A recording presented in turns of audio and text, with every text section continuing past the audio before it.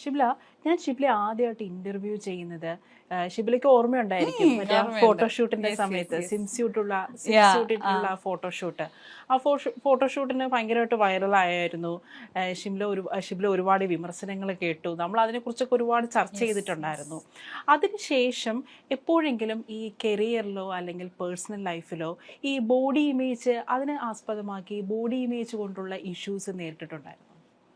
ഇല്ല, അങ്ങനെയില്ല. പക്ഷെ ചില ആൾക്കാർക്ക് ഇതെന്താന്ന് മനസ്സിലായിട്ടില്ല എന്ന് എനിക്ക് തോന്നിയിട്ടുണ്ട്. അതായത് ഞാൻ ചെയ്തത് ഒരു ഒരു സ്വിം സൂട്ട് ഔട്ട്ഫിറ്റ് ഷൂട്ട് അല്ലായിരുന്നു. ഞാൻ അന്ന് അനുവിൻ്റെ അടുത്ത് അന്നും പറഞ്ഞിട്ടുണ്ട്. അതായത് നമ്മൾ ഇപ്പോൾ തിങ്സ് ആർ ബെറ്റർ. നമ്മൾ സംസാരിക്കുന്നത് ഒരു 2 years ബാക്ക് 3 years ബാക്ക് ആണ്. അന്ന് എന്നെപ്പോലെ ഞാനൊരു മിഡിൽ സൈസ്ഡ് മനുഷ്യനാണ്. എന്നെപ്പോലെയുള്ള ഒരാൾക്ക് പോലും സ്വിം സൂട്ട്സ് അവൈലബിൾ ആയിരുന്നില്ല. ഞങ്ങളത് വളരെ തിരഞ്ഞു കണ്ടുപിടിച്ചിട്ടാണ് അന്ന് ഒരു സ്വിം സൂട്ട് ഒപ്പിച്ചത്. അതായത് ഇപ്പം എനിക്കപ്പോൾ ഞാൻ സ്വിമ്മിങ്ങിന് പോകണമെങ്കിൽ എന്തിടണം മനസ്സിലായോ? അപ്പം അതായത് അങ്ങനെ ഇപ്പോഴാണല്ലോ, അതായത് എനിക്ക് പ്ലസ് സൈസ് എന്ന് പറയുന്നതിനോടും എനിക്ക് ബേസിക്കലി താല്പര്യമില്ല. അല്ലെങ്കിൽ മിഡിൽ സൈസ് എന്ന് എല്ലാത്തരം മനുഷ്യരും ഉള്ളൊരു ലോകത്ത് എല്ലാവർക്കും എല്ലാ തരത്തിലുള്ള സാധനങ്ങളും അവൈലബിൾ ആയിരിക്കണം. നമുക്ക് ഒക്കേഷണലി ഇടാൻ പറ്റുന്ന ഒരു പാർട്ടി വെയർ ഡ്രസ്സാണെങ്കിലും, സ്വിമ്മിങ്ങിന് പോകാൻ പറ്റുന്ന ഒരു ഡ്രസ്സാണെങ്കിലും, വർക്കൗട്ടിന് പോകാൻ ഡ്രസ്സ് എല്ലാം അവൈലബിൾ ആയിരിക്കണം. ചെറുപ്പത്തിൽ അങ്ങനെ ഈ ബോഡി ഇമേജും ഉണ്ട്, ഫിസിക്കും ഉണ്ട്, ഏതെങ്കിലും രീതിയിലുള്ള ബുള്ളിങ്ങിന് അങ്ങനെ എന്തെങ്കിലും? പിന്നെ ഡെഫിനറ്റ്ലി ഞാൻ അങ്ങനെയാണ് നമ്മൾക്ക് നമ്മളെ തന്നെ വെറുപ്പാവുന്നതും നമ്മളെ ബോഡിയോടൊക്കെ നമ്മൾ അത്രയും ഹെയ്റ്റ് നമുക്ക് ഉണ്ടാവുന്നതും. ഇത് ശരിയല്ല, അത് അങ്ങനെയായിരുന്നെങ്കിൽ, ഇത് ഇങ്ങനെയായിരുന്നെങ്കിൽ, അവിടെ അങ്ങനെ നമുക്ക് തോന്നുന്നത് ഡെഫിനറ്റ്ലി നമുക്കൊരു ദിവസം തോന്നുന്നതല്ല. ആരെങ്കിലും പറയുന്ന ഒരു കമൻ്റ് അല്ലെങ്കിൽ എവിടെയെങ്കിലും പറയുന്ന ഒരു വാക്കെന്നോ നമുക്ക് കിട്ടുന്ന ആ ഒരു ഹെയ്റ്റ് നിന്നാണ് അത് ഉണ്ടാവുന്നത്. ഞാൻ പറഞ്ഞിട്ടുണ്ട്, ഞാനൊരു ഡിഗ്രിക്കൊക്കെ പഠിക്കുന്ന സമയത്ത് ഞാൻ കുറേ രാത്രികൾ ഇങ്ങനെ കിടന്ന് കരഞ്ഞിട്ടുണ്ട്. ബിക്കോസ് ഞാൻ എല്ലാവരും കഴിക്കുന്നത് പോലെ മാത്രം ഭക്ഷണം കഴിക്കുന്ന ഒരാളായിരുന്നു. ഐ വാസ് നെവർ ഒരു ഓവർ ഫുഡ് കഴിക്കുന്ന ഒരാളേ ആയിരുന്നില്ല. പക്ഷെ നമ്മൾ ഭക്ഷണം കഴിക്കാനിരിക്കുമ്പോൾ ആൾക്കാർ ഇങ്ങനത്തെ കമൻറ്റൊക്കെ പാസ് ചെയ്യും. മതി എനിക്ക് അങ്ങനത്തെ സാധനങ്ങൾ എനിക്കത് ഭയങ്കര പ്രശ്നമാണ്. ഞാൻ എൻ്റെ വീട്ടിൽ ഇപ്പം എനിക്കറിയാവുന്ന കുറച്ച് സുഹൃത്തുക്കളുണ്ട്. അവർ അത്യാവശ്യം വണ്ണമൊക്കെ ഉള്ള ആൾക്കാരൊക്കെ ഉണ്ട്. അങ്ങനത്തെ പരിപാടികൾ പറഞ്ഞാൽ ഞാൻ ഭയങ്കര സ്റ്റേണായിട്ട് പറയും, അത് പറയരുത് കേട്ടോ. ബിക്കോസ് നമ്മൾ കഴിക്കുമ്പോൾ whatever we are getting that will directly go inside എന്ന് എനിക്ക് തോന്നിയിട്ടുണ്ട്. Because we are intaking something. അപ്പോൾ ആ പറയുന്ന സാധനങ്ങൾ നേരെ അങ്ങ് പോവും, എവിടെയും ഒരു തടയില്ലാതെ. അതെനിക്ക് ഭയങ്കര പ്രശ്നമാണ് തിന്നുന്ന സമയത്ത്. പിന്നെ ഞാൻ ഉപ്പയും കൂടെ പോകുമ്പോൾ ഉപ്പൻ്റെ വൈഫാണോ എന്ന് ചോദിച്ചിട്ടുണ്ട്. ബിക്കോസ് ഉപ്പ ലൈക്ക് മമ്മൂട്ടി മാതിരിയുള്ള ഒരാളാണ്, ഭയങ്കര ഏജ് ഇൻ റിവേഴ്സ് ഗിയർ ഉള്ള ആളും കൂടിയാണ്. ആൻഡ് ഞാൻ ഫുൾ ഹിജാബിലൊക്കെ ആയിരുന്നു. അപ്പോൾ എന്നെ കാണുമ്പോൾ പെട്ടെന്ന് തോന്നിയത് ഉമ്മയോട് സിമിലാരിറ്റി ഉള്ള പോലെ. ഞാൻ ഒരു ദിവസമൊക്കെ ഞാൻ ഉപ്പൊക്കെ എങ്ങനെ റിയാക്ട് ചെയ്യേണ്ടതെന്ന് അറിയില്ല, ഭയങ്കര ഓക്വേർഡായിരുന്നു. അത് കഴിഞ്ഞിട്ട് ഞാൻ പോയിരുന്നിട്ട് ഞാൻ കുറേ കരഞ്ഞിട്ടുണ്ട്. പിന്നെ എല്ലാത്തിനെയും നമ്മൾ ഇതുമായിട്ട് കണക്ട് ചെയ്യാൻ തുടങ്ങും. ഇതുകൊണ്ടാണോ അവർ നമ്മളടുത്ത് ഇങ്ങനെ നിൽക്കുന്നത്, ഇതുകൊണ്ടാണോ നമ്മളിങ്ങനെ ആവുന്നത്, ഇതുകൊണ്ടാണോ നമ്മളിവർ ഇങ്ങനെ ആക്കുന്നത്, ഇതുകൊണ്ടാണോ നമ്മൾ ടേക്കൺ ഫോർ ഗ്രാൻഡഡ് ആക്കുന്നത്. അങ്ങനെ എല്ലാം നമ്മൾ ഇതുമായിട്ട് റിലേറ്റ് ചെയ്യും. അത് അത്തരത്തിലൊരു വളരെയധികം ഓർത്തഡോക്സ് ആയിട്ടുള്ള ഒരു ഡ്രസ്സിങ് ഇന്ന് ഇപ്പോൾ വളരെ കാഷ്വലായിട്ട് എന്ത് ഡ്രസ്സും ധരിക്കുന്നു. മാത്രമല്ല വിവാഹം കഴിച്ചത് തന്നെ അന്യമതത്തിലുള്ള ഒരാളെയാണ്.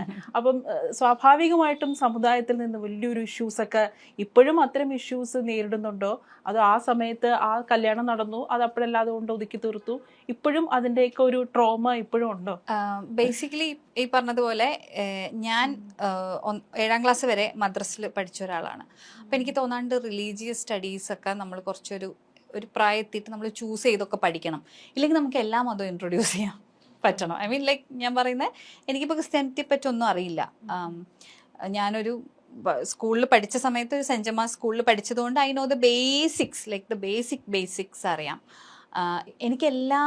എല്ലാ ഓപ്ഷൻസും തന്നാലാണല്ലോ എനിക്ക് എന്ത് വേണം എന്ന് എനിക്ക് ചൂസ് ചെയ്യാൻ പറ്റുന്നത്. ഞാൻ ഒരു മുസ്ലിം ആയത് because I M born in a Muslim family. എനിക്കിഷ്ടമാണ് അതിൻ്റെ കൾച്ചറും അതിൻ്റെ എല്ലാ കാര്യങ്ങളും എനിക്കിഷ്ടമാണ്. പക്ഷേ ഞാൻ ഇപ്പോഴും ചോദിക്കാറുണ്ട്, ഉമ്മ ഇപ്പം എൻ്റെ അടുത്ത് പറയും നല്ല ഫ്രീഡം തന്നിട്ടുള്ള, ഇപ്പം നമ്മൾ മറ്റേ സിനിമയിൽ പറയുന്ന പോലെ ഫ്രീഡം ശരിക്കും ഞാൻ ചൂസ് ചെയ്താണ് എന്ത് പഠിക്കണം എന്നുള്ളത്. അതൊക്കെ എൻ്റെ പ്രായത്തിൽ അന്ന് ഉണ്ടായിരുന്ന ഒരാൾക്ക് ഇറ്റ് വാസ് ഡിഫിക്കൽട്ട്. എൻ്റെ നാട്ടിൽ എൻ്റെ പോലത്തെ ഒരു വീട്ടിൽ എന്ത് പഠിക്കണം എന്ന് തീരുമാനിക്കുന്നതൊക്കെ ഒരു പ്രിവിലേജ് തന്നെയായിരുന്നു. ആ പ്രിവിലേജ് എല്ലാം അനുഭവിച്ചിട്ടുള്ള ആളാണ് ഞാൻ. എല്ലാ തരത്തിലും എനിക്ക് ഈ പറഞ്ഞതുപോലെ ഇപ്പോൾ സ്കൂൾ കഴിഞ്ഞാൽ വേറെ എവിടെയെങ്കിലും പോകാനൊന്നും അന്ന് അങ്ങനത്തെ എന്താ പറയുക ഓപ്ഷൻസോ പോസിബിലിറ്റീസോ ഒന്നും ഇല്ല. പക്ഷെ I use to go hang around with my friends and come back by 6-7 o'clock.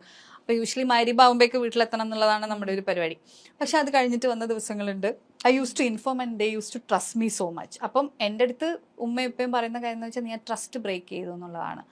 അത് ഒരു തെറ്റായിട്ട് തന്നെ ഞാൻ വിചാരിക്കുന്നുണ്ട്. I shouldn't have done that. അതായത് അങ്ങനെ ഒരു ട്രസ്റ്റ് ബ്രേക്ക് ചെയ്യുക, ബിക്കോസ് ദേ ട്രസ്റ്റഡ് മീ. അതെനിക്ക് അറിയായിരുന്നു. അത് ഞാൻ ഇന്ന വേ മിസ്യൂസ് ചെയ്താണെന്നൊക്കെ വേണമെങ്കിൽ പറയാം. കല്യാണം കഴിക്കുന്നത് എങ്ങനെ ഒരു അതായത് ഇഷ്ടമുള്ള ആളോട് ഇഷ്ടം തോന്നിയപ്പോൾ എനിക്ക് പറയാനുള്ള ഫ്രീഡം ഉണ്ടായിരുന്നു എൻ്റെ വീട്ടിൽ. പക്ഷെ എനിക്ക് അറിയായിരുന്നു പറഞ്ഞാൽ എന്താ സംഭവിക്കാന്ന്. ബിക്കോസ് അൾട്ടിമേറ്റ്ലി അവർക്ക് മതം ഒരു പ്രശ്നം തന്നെയാണ്. ഇപ്പോഴും ഉമ്മ എന്നെ വിളിച്ചിട്ട് ചോദിക്കും, എന്താണ് നെയിൽ പോളിഷൊക്കെ ഇട്ട് എങ്ങനെയാണ് നിസ്കരിക്കുക, ഒന്നും എടുക്കാൻ പറ്റൂലല്ലോ, പിന്നെ എന്താണ് ഷോർട്സ് ഒക്കെ ഇട്ടിട്ടാണ് ഫോട്ടോ ഒക്കെ എടുക്കുന്നത് എന്നൊക്കെ ഉമ്മ വിളിച്ച് ചോദിക്കും. ഉമ്മക്ക് അതൊക്കെ പ്രശ്നമാണ്. അതേപോലെ കഴിഞ്ഞ ദിവസം ഞാൻ ഹസ്ബൻഡിൻ്റെ കൂടെ അമ്പലത്തിൽ പോയൊരു ഫോട്ടോ എനിക്കിങ്ങനെ സ്ക്രീൻഷോട്ട് അയച്ചു തന്നിട്ട് ഇത് സിനിമയുടെ ഭാഗമാണോ എന്നോട് ചോദിച്ചിരുന്നു. അതൊക്കെ അവർക്ക് ഇപ്പോഴും ബുദ്ധിമുട്ടാണ്. അപ്പം എന്നെ സംബന്ധിച്ച് ഞാൻ ഇപ്പോൾ ഒരു എനർജിയിൽ വിശ്വസിക്കുന്നുണ്ട്. ആ എനർജി എനിക്ക് ഭയങ്കര ഇമ്പോർട്ടൻ്റ് ആണ്. ഞാൻ ആ എനർജിയായിട്ട് കമ്മ്യൂണിക്കേറ്റ് ചെയ്യുന്നുണ്ട് എന്നതല്ലാതെ ഞാനൊരു പർട്ടിക്കുലർ റിലീജിയൻ്റെ ഭാഗമൊന്നുമല്ല. എനിക്ക് പല മതങ്ങളിൽ നിന്നും പല സാധനങ്ങൾ എനിക്കിഷ്ടമാണ്. ഈവനിങ് പ്രെയർ അല്ലെങ്കിൽ ഡിന്നറൊക്കെ ഒരുമിച്ച് ചെയ്യുന്ന ക്രിസ്ത്യൻസിൻ്റെ ഒരു ശീലമാണെന്ന് കേട്ടിട്ടുണ്ട്. ഞാൻ അത് അപ്ലൈ ചെയ്യാൻ മാക്സിമം ശ്രമിക്കാറുണ്ട്. ഒരു നേരം ഫോണൊക്കെ മാറ്റി വെച്ച് ഒരുമിച്ചിരുന്ന് ഭക്ഷണം കഴിക്കുന്നത്, ഒരുമിച്ചിരുന്ന് പ്രാർത്ഥിക്കുന്നതും. വീർ സ്കൂളിൽ പഠിച്ചൊരു പ്രെയർ ഉണ്ട്, അത് ഞങ്ങൾ ഒരുമിച്ച് ചൊല്ലിയിട്ടാണ് ഞങ്ങൾ ഭക്ഷണം കഴിക്കുക. അപ്പം അങ്ങനെ ബേസിക്കായിട്ട് എനിക്ക് ഇഷ്ടമുള്ള ചില കാര്യങ്ങളൊക്കെ എല്ലായിടത്തും പിക്ക് ചെയ്ത് ചെയ്യുന്നതല്ലാതെ എനിക്കങ്ങനെ ഒരു മതം അങ്ങനെ ഒരു കാര്യമില്ല. പിന്നെ എൻ്റെ അടുത്ത് പറയും ആ ട്രസ്റ്റ് ബ്രേക്ക് ചെയ്താണ് പ്രശ്നം. പക്ഷെ ഞാൻ എൻ്റെതിന് ശേഷം എൻ്റെ കുടുംബത്തിൽ നടന്ന എല്ലാ കല്യാണങ്ങളും ലവ് മാരേജസ് ആയിരുന്നു. പക്ഷെ അതിലെല്ലാം മതം സെയിം ആയിരുന്നു. അപ്പം ഞാൻ പറയും എന്നെ അത് പറഞ്ഞിട്ട് നിങ്ങൾ പറ്റിക്കരുത്. ബിക്കോസ് പ്രണയം എന്നുള്ളതല്ലായിരുന്നു അവിടെ പ്രശ്നം. അവിടെ പ്രശ്നം റിലീജിയൻ തന്നെ ആയിരുന്നു.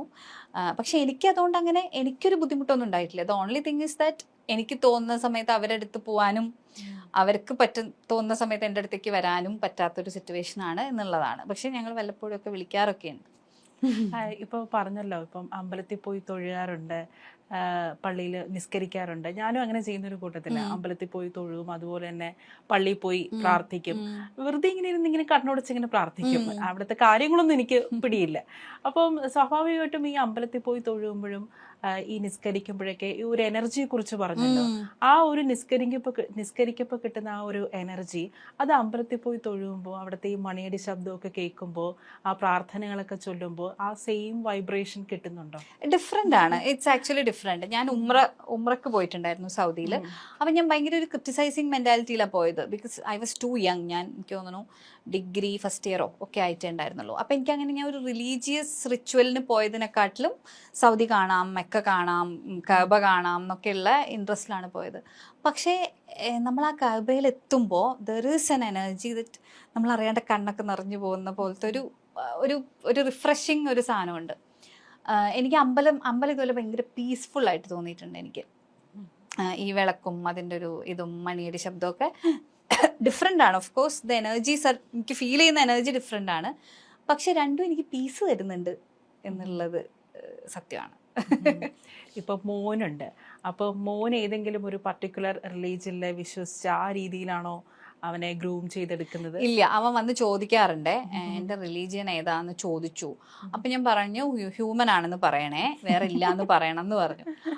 അപ്പോൾ ഹിന്ദു, ക്രിസ്ത്യൻ, മുസ്ലിം അങ്ങനെ ഇല്ലേ? അപ്പൊ ഞാൻ പറഞ്ഞു അത് മാത്രമല്ല മോനു, വേറെ ഒരുപാട് റിലീജിയൻസ് ഉണ്ട്. അപ്പൊ അതിനെപ്പറ്റി ഫസ്റ്റ് പഠിച്ചിട്ട് if you want follow something you can follow എന്ന് പറയാറുണ്ട്. ഇപ്പോൾ പല നടിമാരും ഞാൻ ഇന്റർവ്യൂ ചെയ്യപ്പോൾ ഇതേ കാര്യം തന്നെയാണ് പറഞ്ഞിട്ടുള്ളത്. കാരണം ഈ സെൽഫ് ഡൗട്ട് വരും, ഇൻഡസ്ട്രിയിൽ തന്നെ നിൽക്കണോ, കാരണം അവരുടെ ആ ഒരു പൊട്ടൻഷ്യൽ അനുസരിച്ചുള്ള വർക്ക് കിട്ടാതെ വരുമ്പോൾ എല്ലാവരും ചെറിയ തോതിലൊരു ഫ്രസ്ട്രേറ്റഡ് ആവും. അപ്പോഴാണ് നമ്മൾ ഈ ഹേമ കമ്മിറ്റി റിപ്പോർട്ടിൽ ഒരു പ്രധാനപ്പെട്ട ഒരു കാര്യം അതിനകത്ത് പറഞ്ഞിട്ടുള്ളത്. അതായത് ഈ പല നടിമാരും അഡ്ജസ്റ്റ് ചെയ്ത് കൊടുത്തിട്ടാണ് അവർക്ക് റോളുകൾ കിട്ടുന്നത് എന്നുള്ളൊരു, അതിനകത്ത് അങ്ങനെ ഒരു പ്രധാനപ്പെട്ട ഒരു കാര്യം ഉണ്ടായിരുന്നു. അത് കേരളത്തിൽ വലിയ രീതിയിൽ ചർച്ചയായിട്ടുണ്ടായിരുന്നു. ശരിക്കും മലയാള സിനിമ ഇൻഡസ്ട്രിയിൽ കാസ്റ്റിംഗ് കൗച്ച് ഉണ്ടോ? ഒട്ടും ഇല്ലാതെ അങ്ങനെ ഒരു കാര്യം വരില്ല. ഇപ്പം ഞാൻ ഇൻ ദ ബിഗിനിങ് സ്റ്റേജ്, അതായത് അക്കക്ഷ അമ്മണിപ്പിള്ളയ്ക്ക് മുന്നേ ഞാൻ സിനിമകൾ ചെയ്തിട്ടുണ്ട്, ചെറിയ കഥാപാത്രങ്ങൾ ചെയ്തിട്ടുണ്ട്. ആ സമയത്ത് എനിക്ക് ഇങ്ങനെ കുറച്ച് ദുരനുഭവങ്ങൾ ഉണ്ടായിരുന്നു. ആ സമയത്ത് സിനിമയെ വിചാരിച്ചിരുന്നതേ അങ്ങനെയാണ്. അപ്പം നമുക്ക് already we have a preconceived notion that whoever is calling us is gonna ask something like this എന്നുള്ളൊരു ഫീലിംഗ് നമുക്ക് ഓൾറെഡി ഉണ്ട്. അപ്പം മേ ബി അത് മാനിഫെസ്റ്റ് ചെയ്താണോ എന്ന് അറിയില്ല. I had experiences like that. പക്ഷെ കക്ഷി അമ്മിണിപ്പിള്ളയ്ക്ക് ശേഷം മേ ബി അത് ഞാൻ എപ്പോഴും ഞാൻ പറയുന്നത് അതെൻ്റെ ഒരു പ്രിവിലേജ് ആണ്. കക്ഷി അമ്മിണിപ്പിള്ള കഴിഞ്ഞപ്പോൾ ആൾക്കാർക്ക് എന്നെ അറിയാം.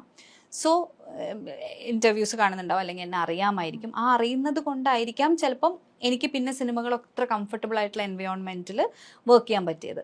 പക്ഷേ ഇപ്പോൾ തുടങ്ങുന്ന ഒരാളുടെ അവസ്ഥ എന്താണ് നമുക്ക് അറിയില്ല. But I feel there is A huge difference കഴിഞ്ഞൊരു 5-6 വർഷത്തിൽ ദറ്റ് വളരെ പാഷനേറ്റ് ആയിട്ട് സിനിമ ചെയ്യണം എന്ന് മാത്രം വിചാരിക്കുന്ന ആൾക്കാരുടെ കൂടെ ഞാൻ വർക്ക് ചെയ്തിട്ടുണ്ട്. അവരത്രയും പാഷനേറ്റ് ആണ്. ഇപ്പം രഞ്ജിത്ത് സാറും ബാഹുവും ഒക്കെ അടക്കം, ഹുസൻ, ഞാൻ വർക്ക് ചെയ്ത ഒരുപാട് പേര്, അവർ രോഹിത്, എല്ലാവരും സിനിമ ചെയ്യുക എന്നുള്ളതിൻ്റെ അപ്പുറത്തേക്ക് അവർക്ക് ഒന്നുമില്ല. അങ്ങനത്തെ ആൾക്കാരുടെ കൂടെ ഞാൻ വർക്ക് ചെയ്തിട്ടുണ്ട്. സോ എനിക്ക് ഉറപ്പാണ് ഞാൻ വർക്ക് ചെയ്തിട്ടുള്ള ആൾക്കാരൊന്നും അങ്ങനെ ഒരു കാര്യം ചെയ്യില്ല. പക്ഷേ ദാറ്റ് ഡസൻറ്റ് മീൻ നമ്മൾ ദുബായ് കണ്ടിട്ടില്ലാത്തതുകൊണ്ട് ദുബായ് ഇല്ലെന്ന് അർത്ഥമില്ല എന്ന് പറയുന്ന പോലെ അങ്ങനെ ഇല്ല എന്നുള്ള ഒരർത്ഥം എനിക്കില്ല. പിന്നെ ഇതിലെ പ്രശ്നം എന്താണെന്ന് വെച്ചാൽ എപ്പോഴും ഒരു ഗ്രേ ഏരിയ ആണ്. ഇപ്പം എന്നെ ഒരാൾ വിളിച്ച് എൻ്റെ അടുത്ത് അങ്ങനെ ഒരു ആവശ്യം പറയാണ്, എൻ്റെ മൊറാലിറ്റി എന്നെ അതിന് സമ്മതിക്കുന്നുണ്ടെങ്കിൽ ഞാനത് ചെയ്താൽ എന്താ കുറ്റം എന്ന് ചിലപ്പോൾ ആൾക്കാർ ചോദിക്കും. ഐ മീൻ ലൈക്ക് ചിലപ്പോൾ അവർക്ക് മറ്റു പലതുമായിരിക്കും. അതായത് ഇപ്പൊ എന്നെ വിളിച്ച ആള്, അതെ, എന്നെ വിളിച്ച ആൾക്ക് അത് എന്നെ വിളിക്കുന്നു, അപ്പൊ എനിക്കതൊരു പ്രശ്നമല്ല. I mean I don't mind. അങ്ങനെ എൻ്റെ അടുത്ത് പല ഡയറക്ടേഴ്സും അങ്ങനെ പറഞ്ഞിട്ടുണ്ട്, ആസ് എൻ അങ്ങനെ പറയുന്ന കുട്ടികളുണ്ട് എന്ന്. I mean we are ready to do anything എന്ന് പറയുന്ന കുട്ടികളുണ്ട് എന്ന്. എനിക്ക് തോന്നുന്നു അവിടെയാണ് ശരിക്കുള്ള പ്രശ്നം കിടക്കുന്നതെന്നാണ്. അത് എന്താ അപ്പം സംഭവിക്കുന്നതെന്ന് വെച്ചാൽ, ഈ പറഞ്ഞതുപോലെ അവിടെ ആപ്റ്റായിട്ട് വരേണ്ട ഒരാൾക്ക് പകരം ഒരു കുറുക്ക് വഴി കൂടെ ഒരാൾ വരികയാണ്. അത് പിന്നെ 10 പേരെ ഇൻഫ്ലുവൻസ് ചെയ്യും. 10 പേര് ഇൻഡസ്ട്രി ഇങ്ങനെയാണെന്ന് വിചാരിക്കും. ആ 10 പേരും ഇങ്ങനെയാണ് സിനിമയിലേക്ക് വരിക. അപ്പോൾ അങ്ങനെ ഒരു അവൈലബിലിറ്റി ഉണ്ടാകുമ്പോൾ ടാലൻറ്റ് മാത്രം നോക്കി ചിലപ്പോൾ ഒരാൾ കാസ്റ്റ് ചെയ്യില്ല. That is very dangerous. അപ്പോൾ അതൊരു സീരിയസ് ഒരു പ്രശ്നമാണ്. ഇറ്റ് ഇസ് നോട്ട് ലൈക്ക് എൻ്റെ ബോഡി അല്ല എനിക്ക് എന്തും ചെയ്യാലോ. No, you are actually showing a very wrong example to the people who are passionately working on their craft. അപ്പോൾ അത് റോങ് തന്നെയാണ്. യു കാൺ സേ ലൈക്ക് അത് ഞങ്ങൾക്ക് രണ്ടുപേർക്കും ഓക്കെ ആയിരുന്നു. No, that's not the right way. നമ്മൾ എന്തെങ്കിലും ജോലി കിട്ടാൻ വേണ്ടി എന്താ നമ്മൾ ചെയ്യുന്ന, എക്സാം എഴുതും, അതുപോലെ ഓഡിഷൻ ചെയ്യണം. ഓഡിഷനിൽ നിന്ന് നമ്മൾ സിനിമയിലേക്ക് വരണം.